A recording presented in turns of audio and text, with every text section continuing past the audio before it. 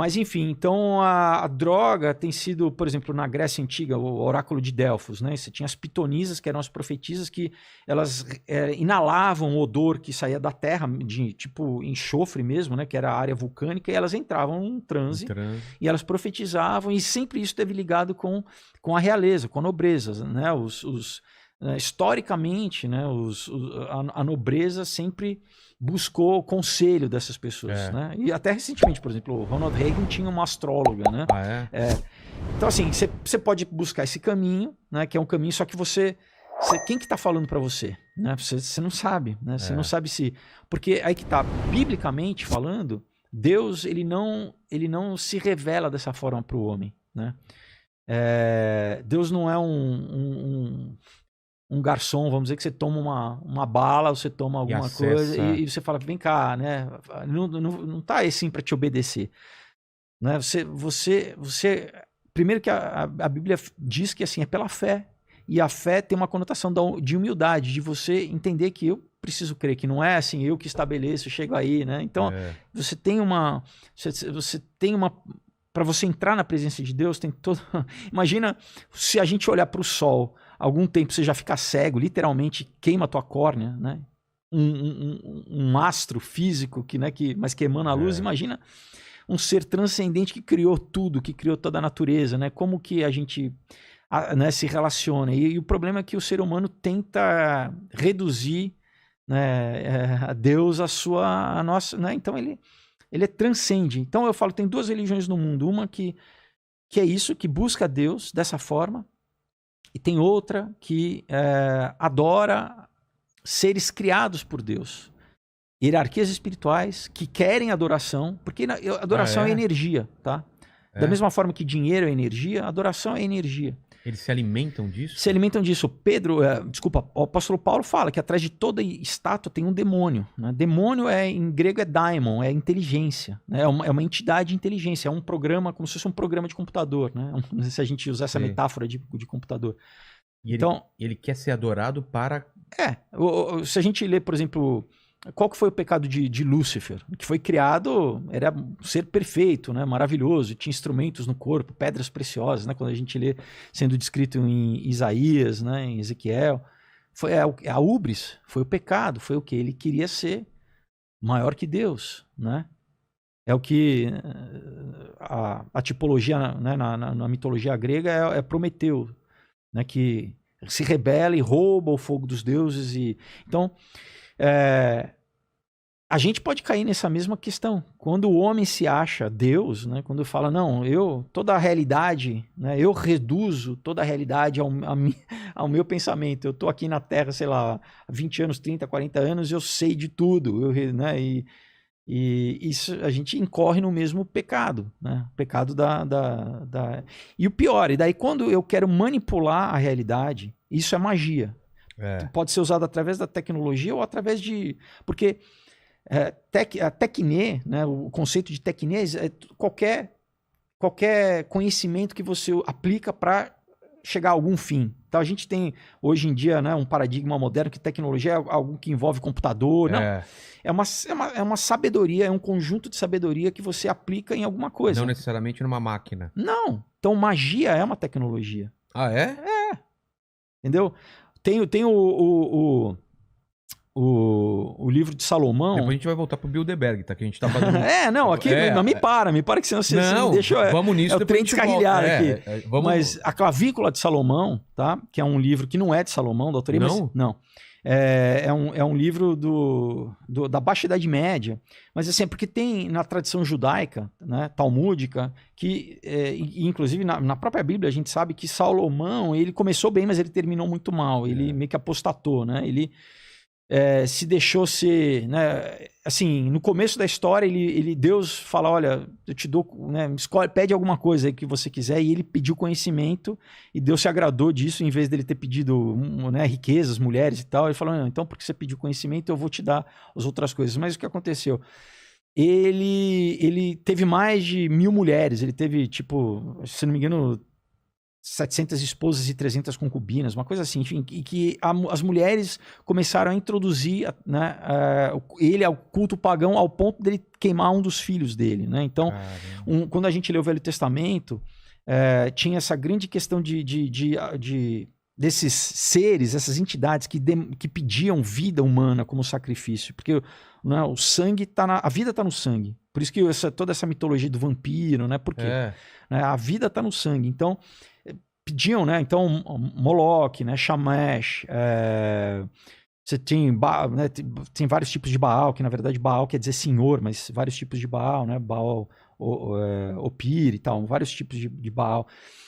Então, o que? Deus, ele na verdade, ele queria ensinar ao ser humano a não sacrificar vida humana, tá?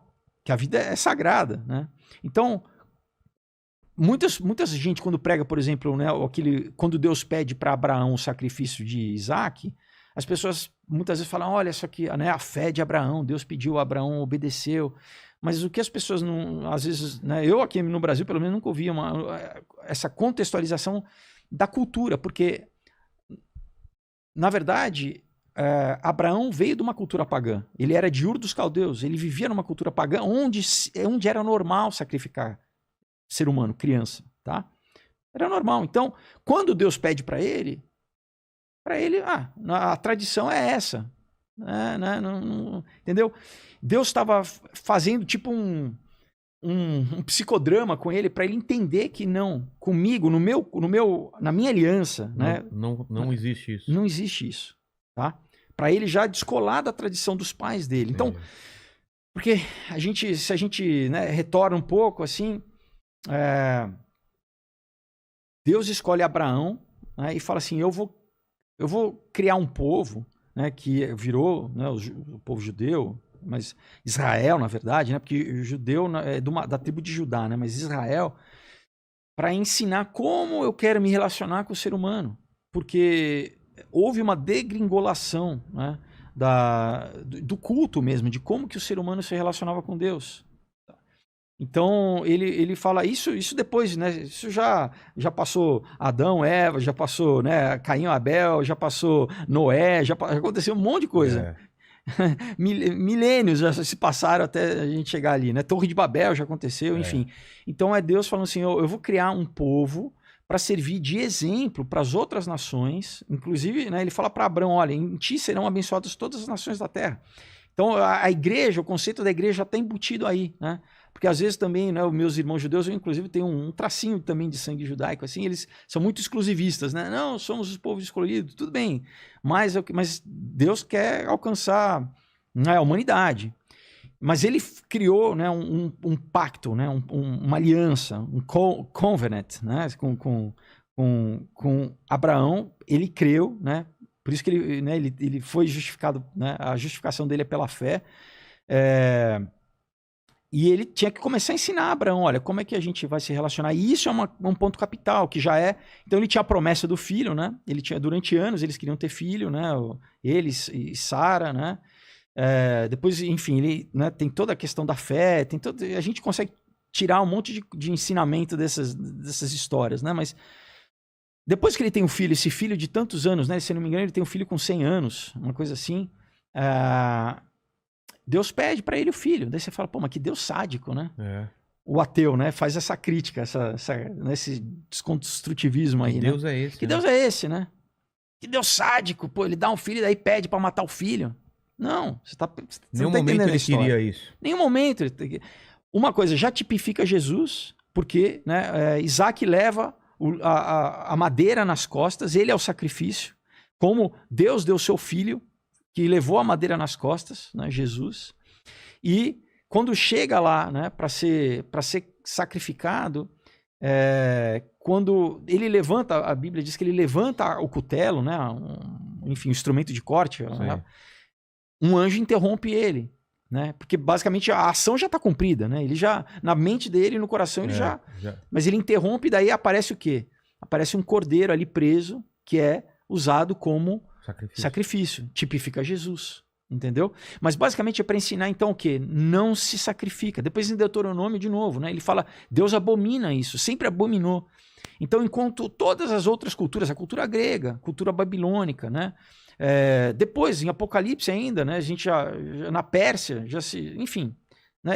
Aqui no Ocidente, na época, os astecas, os incas, né? Todos sacrificando. Ao longo Cara, a gente tem registro de sacrifício humano na história, ao longo né? Deus fala não. Entendeu? Então é diferente, é um monoteísmo, é um Deus criador, entendeu? Não é o politeísmo, não são essas várias entidades representadas não só na natureza, mas em planetas, né? Saturno, Marte, Júpiter, né? É o Deus que transcende isso, né? Então, quando a gente lê em primeiro Romanos, Paulo fala, olha, né, a gente adora o Criador e não adora a criatura. Então, qualquer coisa que não precisa ser simplesmente uma estátua, né? Qualquer coisa que você adorar no lugar de Deus, aquilo vira um ídolo para você. Pode ser o teu corpo, pode ser dinheiro, pode ser qualquer coisa que você colocar no lugar de Deus para você, isso vira um ídolo, né? O teu trabalho, a tua carreira, qualquer coisa. Pode ser material, pode ser abstrata. Qualquer coisa que Deus, na verdade, é o quê? A pessoa, não, mas então Deus é muito... Não, a gente personaliza Deus. Não, Deus é a vida, Deus é a existência em si, né? Então como que eu vou estar em oposição contra a própria existência, né? Mas é isso que, enfim, existe esse desejo aí de oposição das pessoas quererem, né? Tá em oposição a Deus e oposição e daí usam a magia, né? Porque... Quando você se submete à vontade de Deus, quando você, através de oração, através do Logos, né, você literalmente está se submetendo. Fala assim, olha, eu sou limitado, eu quero passar na prova de direito o mês que vem. Sei. Deus, né? Me ajuda. Pode ser que eu não sei, eu não consigo ver daqui a 1 mês, 2 meses, né? As pessoas vão vidente, vão buscar porque elas querem saber o resultado. Eu não sei. Se eu confio que Deus me ama, né, que a vontade dele é boa, perfeita e agradável para mim, eu vou descansar. Claro, eu vou fazer minha parte, vou estudar e tal, mas, cara, se eu não, pode, entendeu? Mas eu tenho a confiança de que eu vou fazer o meu melhor. Se isso não acontecer, Deus tem um propósito melhor para mim. Não é verdade aquela conta que tem vários filmes que mostram a pessoa não pegou o trem, daí depois ele encontrou o amor da sua vida no outro vagão, né? Às vezes você fala, putz, isso não deu certo, daí a oportunidade. Então é isso, Deus fala, calma, você não tá vendo, eu tô vendo no macro aqui. Ele vê todo o eu vejo todas as dimensões, você tá aqui nas 3 e 4, que é o tempo, você tá preso aí num fluxo de tempo, você não tá... Então você confia em mim. Agora, quando eu não confio, eu falo o quê? Não, eu vou estabelecer o meu poder. Eu vou pagar para alguém fazer um trabalho para trazer meu amor em não sei quantos dias, ou então para prender aquela pessoa, ou então para eu ter... Entendeu? Eu estou usando uma tecnologia, no caso magia, uma tecnologia metafísica, as pessoas aí podem acreditar ou não, mas isso ao longo da história o ser humano tem recorrido a isso, de reis e príncipes, o quê? Para manipular, querer manipular a realidade para um fim. E tudo bem, é a tal da história do pacto. Só que isso sempre vem com preço, cara. Sempre tem um preço. Mesmo, nem que seja um preço causal, aquela história, né? Quem planta furacão colhe tempestade. Porque o que é poder, né? Deus é onipotente, ele que tem todo o poder. Se eu quero tomar o poder para mim, né? Eu estou usurpando o poder de Deus, eu não estou me submetendo, na verdade, à realidade, né? E eu estou querendo encontrar um atalho, manipular. Né? Você vai ter um resultado. Então, mas quando você fala de magia... Ela existe, Existe. É tipo de um atalho. É uma pessoa, em vez de falar com Deus e esperar o tempo de Deus, fala, não, eu não tenho paciência, eu quero controlar a realidade e tentar burlar as leis que Deus colocou. Então, o que eu faço? Eu, através de um feiticeiro, ou alguém que tenha essa conexão com espíritos, ou com demônios, ou com seja lá o que essa pessoa diz... Ela vai me dar uma previsão de futuro, vai alterar o futuro, e isso existe. Isso existe. Mas não é contra Deus isso? Como que Deus permite isso? Porque Deus não nos fez robôs. Ele... Não, como permite que essas pessoas tenham essa vantagem, entendeu? Não, Você entendeu? Não, mas ele permite, vamos dizer...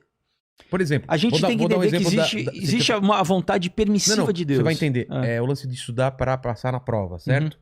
Então, digamos que eu tô rezando para Deus, orando para Deus, e você vai num negócio fazer um trabalho para você conseguir passar. Qual é essa diferença? O que você tá fazendo no mundo espiritual? O que é?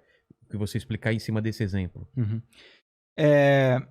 Eu tô literalmente isso, buscando Daí tem gente que fala assim, poxa, mas e aí? Você tem dois jogadores crentes num jogo de futebol, os dois oram, e aí? Deus aí, né? A minha pergunta é isso, você vai conseguir? A gente fica limitado a só uma... Né? A gente tem que entender que existem milhões de possibilidades alternativas. Né? Pode influenciar no jogo essa sua busca desse atalho?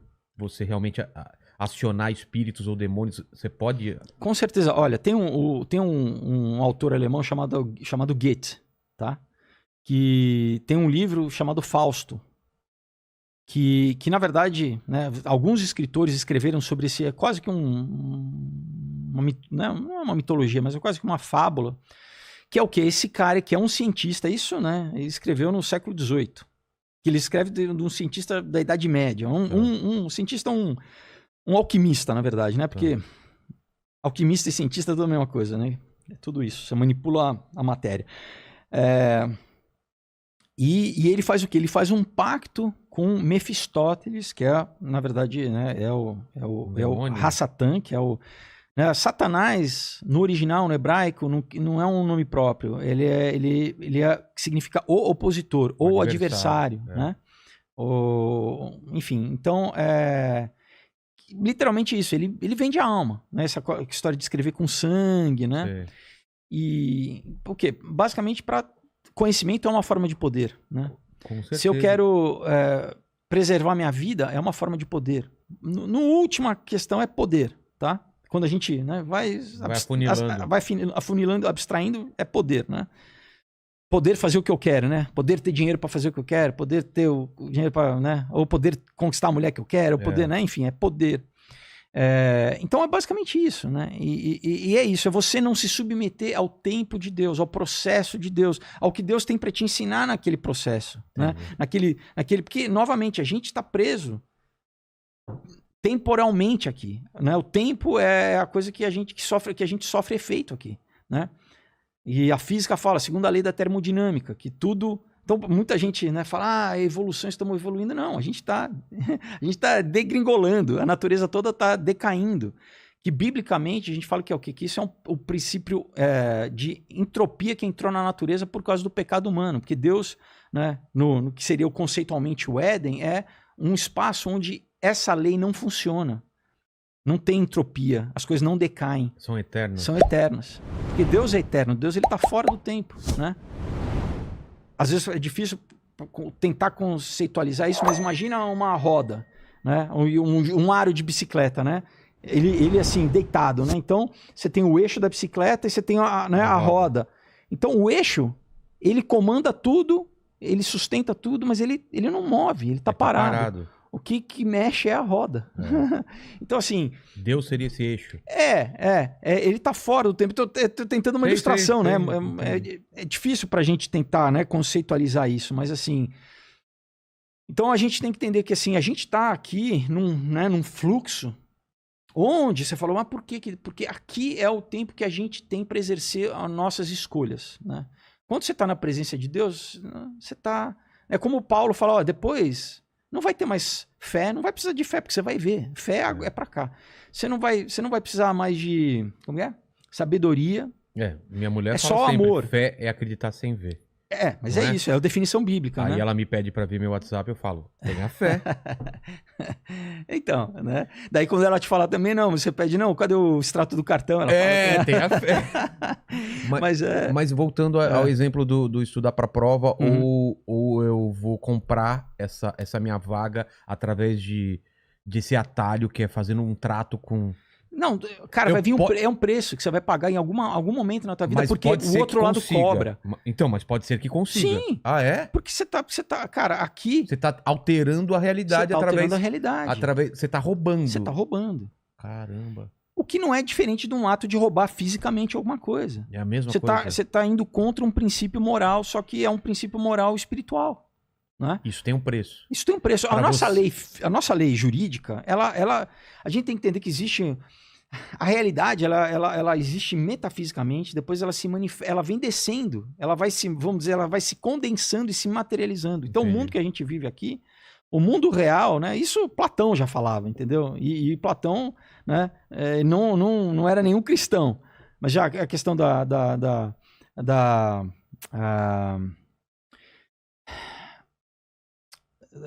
teoria das formas, né? Enfim, que o Platão, por exemplo, que uma cadeira, a ideia de uma cadeira é eterna e não uma cadeira em si. Essa cadeira aqui, ela vai desminguir daqui a sei lá quantos anos. Sim. A ideia da cadeira, ela é permanente, né? Então, nesse sentido. Então, assim, às vezes a gente tem que entender o quê? Depois do iluminismo, houve um esforço de secularizar a sociedade, fazer com que as pessoas perdessem a sua ligação, a sua tradição espiritual, para que as pessoas ficassem com essa visão rasa da vida. Da vida. Que tudo é só matéria, que acabe, que não tem nenhum telos, né? Que grego quer dizer o final da história.